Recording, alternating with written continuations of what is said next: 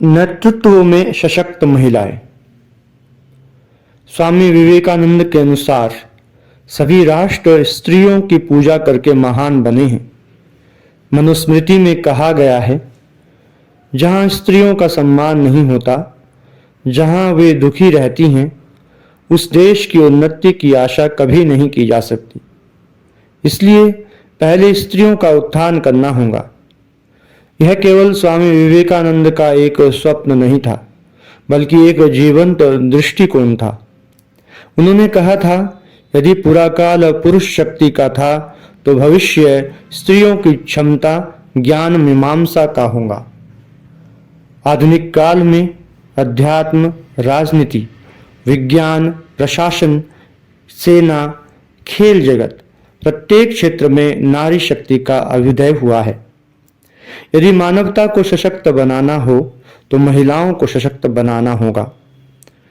महिलाएं अपने पारिवारिक दायित्वों और कर्तव्यों के निर्वहन से परे बलिदान और प्रतिबद्धता का परिचय देकर सामाजिक, सांस्कृतिक, आर्थिक, राजनीतिक और खेल जगत में अपनी महत्वपूर्ण भूमिका का निर्वहन कर रही हैं।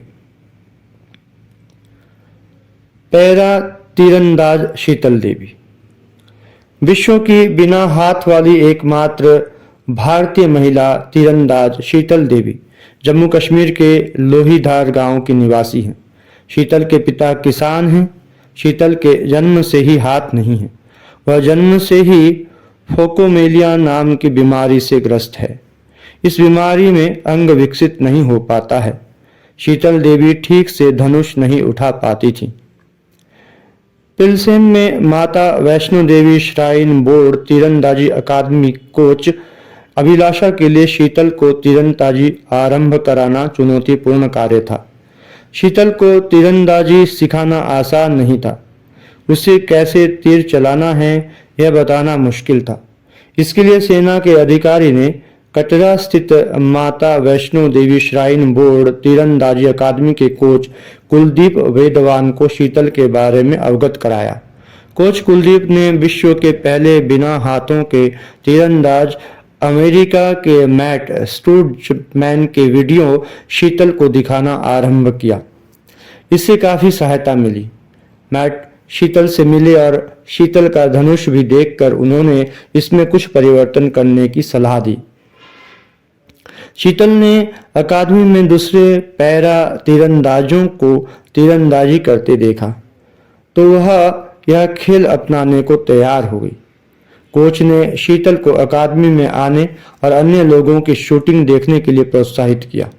शीतल ने विकलांगताओं वाले कई पैरा तीरंदाजों को देखा। उसे जल्द ही खेल में रुचि पैदा हो गई। उसके लिए विशेष धनुष तैयार किया गया, जिसे हाथ से नहीं बल्कि पैर और छाती से चलाया जाता है। 6 माह के अंदर शीतल ने इसमें दक्षता प्राप्त कर ली। वह पैरा के अलावा आम तीरंदाजों के साथ भी खेलने लगी। शीतल ने जम्मू की माता वैष्णो देवी तीरंदाजी अकादमी से प्रशिक्षण लिया और कुछ महीने उसने लगातार अभ्यास किया और इसके बाद वो तेजी से आगे बढ़ी और राष्ट्रीय चैंपियनशिप में भाग लिया। पैरा तीरंदाजी चैंपियनशिप 2023 में भारत की 16 वर्षीय एथलीट शीतल महिला वर्ग के कंपाउंड इवेंट के वर्ल्ड पैरा आर्चरी चैंपियनशिप के फाइनल में पहुंची। चेक रिपब्लिक के पिलसेन में हुई चैंपियनशिप में शीतल देवी ने सेमीफाइनल में भारत की ही सरिता को पराजित किया। पिलसेन चेक गणराज्य में खेली गई विश्व पैरा तीरंदाजी के फाइनल में पहुंचने वाली वह विश्व की पहली बिना हाथों की महिला तीरंदाज बन गई। इससे पहले शीतल देवी ने चेक गणराज्य में आयोजित यूरोपीय पैरा तीरंदाजी कप में सिल्वर मेडल जीता था। शीतल ने चीन के हांगझोउ शहर में आयोजित 2023 एशियन पैरा गेम्स में 2 गोल्ड जीतकर इतिहास में अपना नाम अमर कर लिया। शीतल को सर्वश्रेष्ठ युवा एथलीट के रूप में भी चुना गया। कम समय में शीतल ने उस स्तर पर अपनी छाप छोड़ी है जिसके बारे में कुछ लोग केवल सपना देख सकते हैं। उसने कभी दिव्यांगता के कारण स्वयं को कमजोर नहीं समझा। 16 वर्ष की शीतल देवी के लिए दिव्यांगता अभिशाप नहीं बनी, बल्कि उसने दिव्यांगता को एक सशक्त नेतृत्व में रूपांतरित कर दिया। शीतल आर्मलेस आर्चर के नाम से भी प्रसिद्ध है। Next generation leader.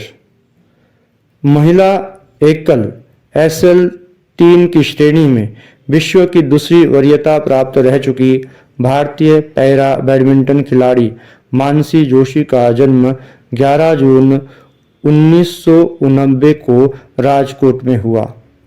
उसने अपनी शिक्षा एटॉमिक एनर्जी सेंट्रल स्कूल से और इलेक्ट्रॉनिक्स में स्नातक degree KJ Somaiya college of engineering Mumbai के अणु शक्ति नगर से की।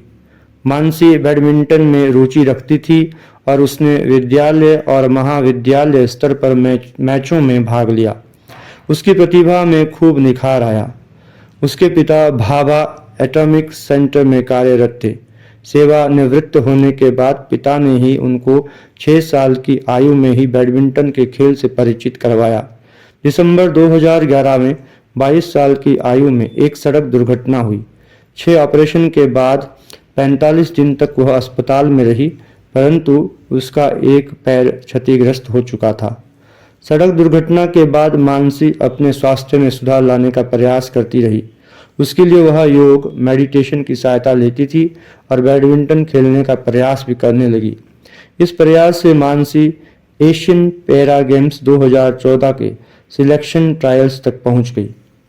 मानसी ने समाज में विकलांगता की समझ बेहतर करने के लिए पुरानी सोच बदलकर विकलांगों के अधिकारों के लिए कार्य करना प्रारंभ किया। उसके इस सराहनीय कार्य के लिए अक्टूबर 2020 में टाइम मैगजीन ने मानसी को नेक्स्ट जनरेशन लीडर 2020 की सूची में डाला था और एशिया कवर पर उनकी तस्वीर भी छापी थी। मानसी ये सम्मान प्राप्त करने वाली भारत की पहली एथलीट और विश्व की पहली पैरा एथलीट बनी।